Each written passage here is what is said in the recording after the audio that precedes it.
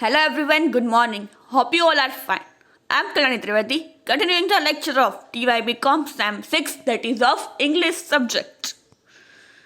Yesterday we have already discussed the syllabus of semester 6. That we have textbook, in the textbook named as English Practitioner 3.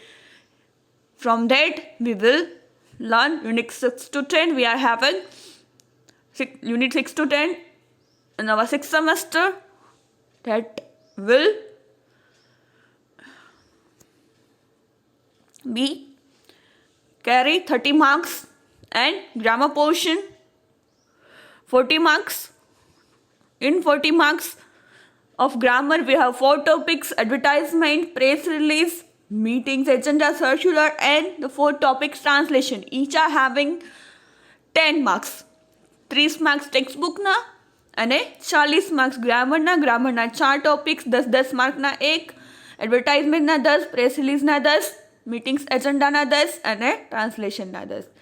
અને ટેક્સ્ટબુકમાંથી પૂછાશે 30 માર્ક્સનું textbook.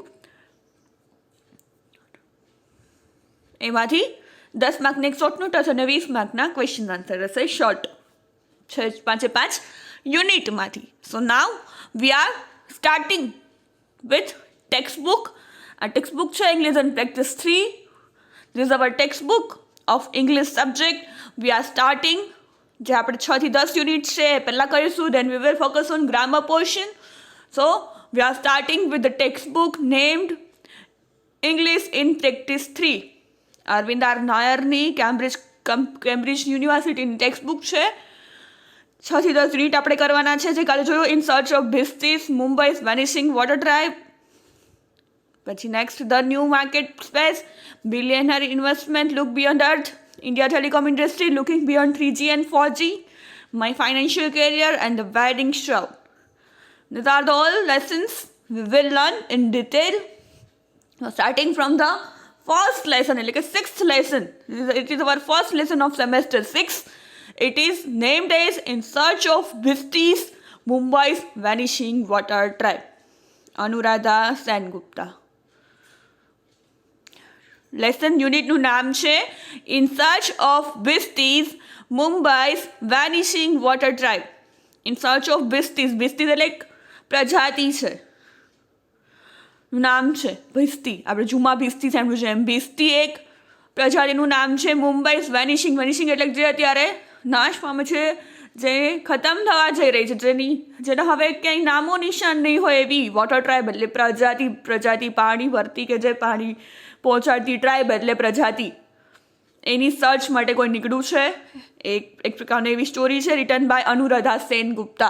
Anuradha Sengupta કોણ છે એના વિશે જાણીશું, સ્ટોરીમાં શું છે, અને then will continue the unit about the author. એટલે લેખક વિશે. Anuradha Sengupta has extensive experience as a media professional in digital print, broadcasting, communications and publishing. હવે અનુરાધા સેનગુપ્તા કોણ છે?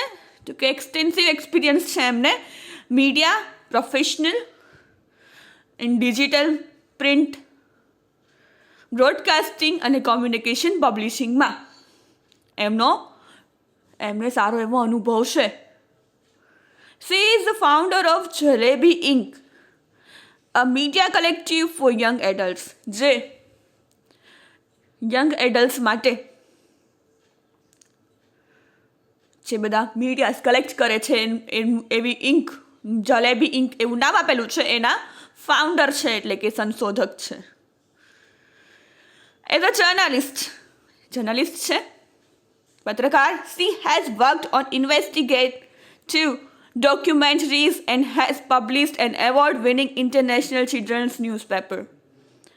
પત્રકાર તરીકે એમને ઘણા બધા ડોક્યુમેન્ટરીઝ એના ઉપર ઇન્વેસ્ટિગેટ કરેલું છે અને એવોર્ડ વિનિંગ ઇન્ટરનેશનલ ચિલ્ડ્રન્સ ન્યૂઝપેપરમાં એમનું પબ્લિકેશન છે. એટલે એવોર્ડ વિનિંગ બહુ મોટા ખ્યાતનામ પત્રકાર જર્નલિસ્ટ છે. Her articles such as the one reproduced here often look at aspects of Indians' urban spaces that are unique and fascinating. એમના આર્ટિકલ્સ પણ બહુ સરસ હોય છે, એમના લેખો લખેલા હોય છે, અને જે અત્યારે જે ભણીએ છીએ એ પણ એક સરસ મજાનું ચિત્ર ખડું કરે છે કે જે યુનિક એક વાત કરવા જઈ રહ્યા છે કે જે આપણને ખબર નહીં હોય, આપણા ભારતની જે વાત કરીએ છીએ ભિસ્તીસ મુંબઈના, જે અત્યારે પ્રજાતિ લુપ્ત થઈ રહી છે એના વિશેની વાત આમાં સરસ મજાની એમણે કરેલી છે. અનુરાધા સેનગુપ્તાએ આ આપણા લેખક વિશે હતું, એક જર્નલિસ્ટ છે, જલેબી ઇન્કના ફાઉન્ડર છે, ચિલ્ડ્રન ન્યૂઝપેપર માટે એને એવોર્ડ વિનિંગ ઇન્ટરનેશનલ ન્યૂઝપેપર માટે મળેલું છે.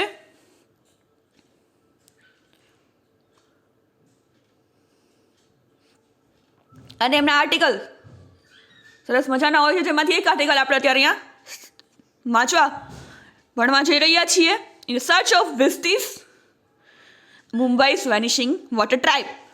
હવે ટેક્સ્ટ એટલે કે આપણી યુનિટમાં શું આવેલું છે, એમાં કઈ વાત છે એના વિશે વાત કરીએ તો the Bhistis of Mumbai are the descendants of Muslim tribes from North India in Pakistan who were traditionally water carriers. શું કહે છે? ધ બિસ્તીઝ, જે બિસ્તી છે એ મુંબઈના મુસ્લિમની પ્રજાતિ છે, મુસ્લિમ લોકોની પ્રજાતિ છે બિસ્તી. ફ્રોમ નોર્થ ઇન્ડિયાથી આવેલા છે, એન્ડ પાકિસ્તાન બાજુથી એ લોકો એ પ્રજાતિ આવેલી છે. એન્ડ who were traditionally એ લોકો પાણી માટેનું જે કામ કરતા હોય એવા લોકો ટ્રેડિશનલી જ પારંપરિક એ કામ કરે છે ભિસ્તી લોકો. They were invaluable as helpers on the battlefields, bringing water and quenching the thirst of the wounded. કે પાણી લઈ આવવાનું કામ કરે છે. ઇનવેલ્યુએબલ, એ લોકોની કંઈ વેલ્યુ નથી, પરંતુ એ લોકો મદદ કરે છે પાણી ખેંચી આવવાનું, પાણી લઈ આવવું એક જગ્યાથી બીજી જગ્યાએ, લોકોને પાણી ન હોય એના સુધી પહોંચાડવું. એવી રીતે બેટલફિલ્ડ એટલે કે જેમ જાણે યોદ્ધો એક યુદ્ધ મેદાન પર લડાઈ કરતો હોય એમ એ લોકોની પ્રજાતિ એ કામ કરે છે. બ્રિંગિંગ વોટર, પાણી લઈ આવવું અને લોકોની તરસ છીપાવવી, થર્સ્ટ એટલે તરસ છીપાવવીનું કામ કરે છે. Despite there erstwhile prominence, the Bistis are now an almost forgotten part of India's history. ઇન્ડિયાની હિસ્ટ્રી એટલે કે ભારતના ઇતિહાસમાં આ નામ, આ પ્રજાતિ હવે ઓલમોસ્ટ ભૂલાવા લાગી છે. ભલે અગ્રતા હતી, ભિસ્તી લોકો, જુમા ભિસ્તી નામ આપણે બહુ જ સાંભળેલું છે વાર્તાઓમાં, ને અગ્રતા પડતી જે પ્રજાતિ હતી ભિસ્તી લોકોની એ હવે અત્યારે ભારતના ઇતિહાસમાં એ નામ જસ્ટ ભૂલાવા લાગ્યું છે અને બસ એ પ્રજાતિ લુપ્ત થવા લાગી છે. Their numbers have fallen and most of them have given up carrying water as it is no longer an essential requirement in today's cities. એ લોકોના આંકડાઓ પણ હવે પ્રજાતિના લુપ્ત ઓછા થવા માંડ્યા છે અને હવે લોકો પાણી પણ પહોંચાડવાનું કે જે કામ કરતા એ નથી કરતા. એમ કે હવે સિટીમાં એવી રિક્વાયરમેન્ટ આજના જમાનામાં રહી નથી કે પાણી, કેમ કે હવે ઘરે ઘરે બધાના પાઇપલાઇન્સ આવી ગઈ છે, તો હવે પાણીની એવી કંઈ સિટીમાં તકલીફ નથી, તો એ લોકો એ કામ કરતા નથી. બાકી પાણીના ટેન્કરો પાણી એક બીજી જગ્યાએથી બીજી જગ્યાએથી પહોંચાડવાનું અને એ કામ કરતા હતા, પરંતુ હવે સિટીમાં એની કાંઈ રિક્વાયરમેન્ટ રહી નથી. The few that still carry on have to contend with poverty and are mostly landless. છે બહુ ઓછા લોકો જે આવું પાણીનું હજી સપ્લાયનું કામ કરે છે, પણ એ લોકો પુઅર છે, ગરીબ છે, પણ એની પાસે રહેવા માટે જગ્યા કે છત પણ નથી. The author wonders whether the present generation of Bistis would be the last to follow the traditional trade. લેખક છે આશ્ચર્યચકિત થઈ જાય છે કે ભાઈ આવું હોઈ શકે કે જે અત્યારની જનરેશન છે, આ છેલ્લી અત્યારની પ્રેઝન્ટ, એ શું આ છેલ્લી પ્રજાતિની છેલ્લી જનરેશન હશે? શું હવે આગળ ટ્રેડિશનલ ટ્રેડ એટલે પારંપરિક પ્રજાતિ આગળ નહીં વધે, લુપ્ત થઈ જશે? ભારતમાં એક ઇતિહાસ બની જશે કે એક ભિસ્તી પ્રજા રહેતી હતી, એવું શું ભૂતકાળ બની જશે?